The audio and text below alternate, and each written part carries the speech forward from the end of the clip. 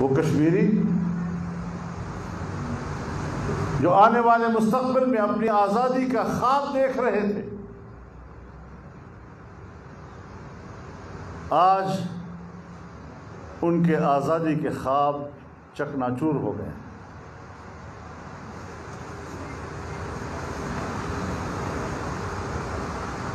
اور ہم اس جرم میں شریک ہیں کہ ہم نے کشمیریوں کو مایوسیوں کی تاریکیوں کی طرف دھکیل دیا۔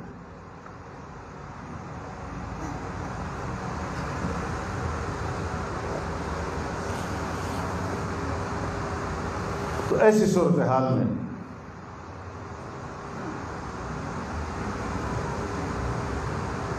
آپ نے بھی، ہم سب نے بھی اثر نو سوچنا۔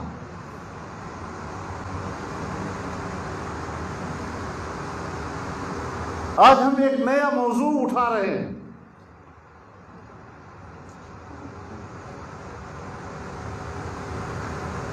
کہ گلگت بلتستان کو پاکستان کا 5واں صوبہ بنا دیا جائے۔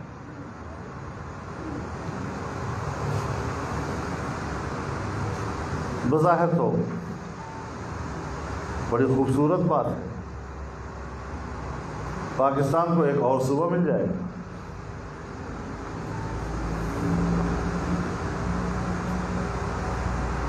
لیکن 72 سال سے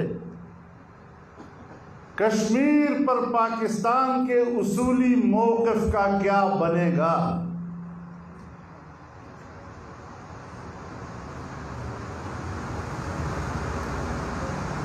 لداخ ہو، جموں ہو، وادی کشمیر ہو، گلگت ہو، بلتستان ہو،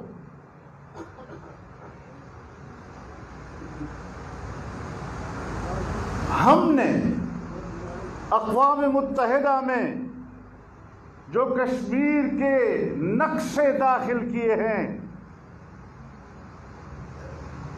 آپ اپنے ہی داخل کیے ہوئے ان نقشوں کا کیا کریں گے جس میں گلگت بلتستان کو آل جموں و کشمیر کا حصہ قرار دیا گیا ہے؟ اور یہاں آپ کے آزاد کشمیر کے ہائی کورٹ نے فیصلہ کیا تھا کہ گلگت بلتستان آزاد جموں و کشمیر کا حصہ ہے، جس کے خلاف اپیل ہوئی آپ ہی کی سپریم کورٹ میں، اور سپریم کورٹ نے کہا نہیں، یہ آل جموں و کشمیر کا حصہ ہے۔ اس سارے پس منظر کو سامنے رکھتے ہوئے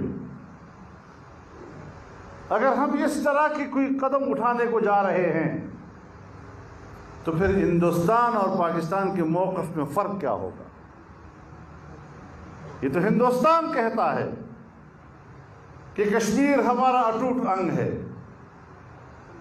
ہمارا انٹیگرل پارٹ ہے۔ پاکستان کہتا ہے کہ نہیں، یہ متنازع علاقہ ہے، ڈسپیوٹڈ ٹیریٹری ہے، اور اس کا فیصلہ کشمیریوں نے کرنا ہے۔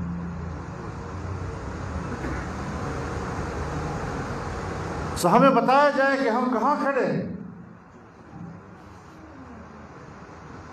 کس چوراہے پر ہم نے کشمیریوں کو لا کر کھڑا کر دیا ہے۔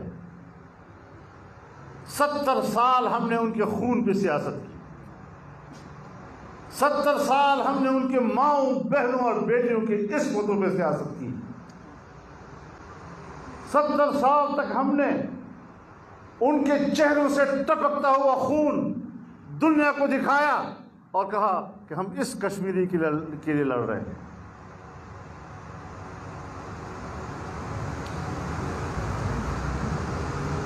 اب ان حالات میں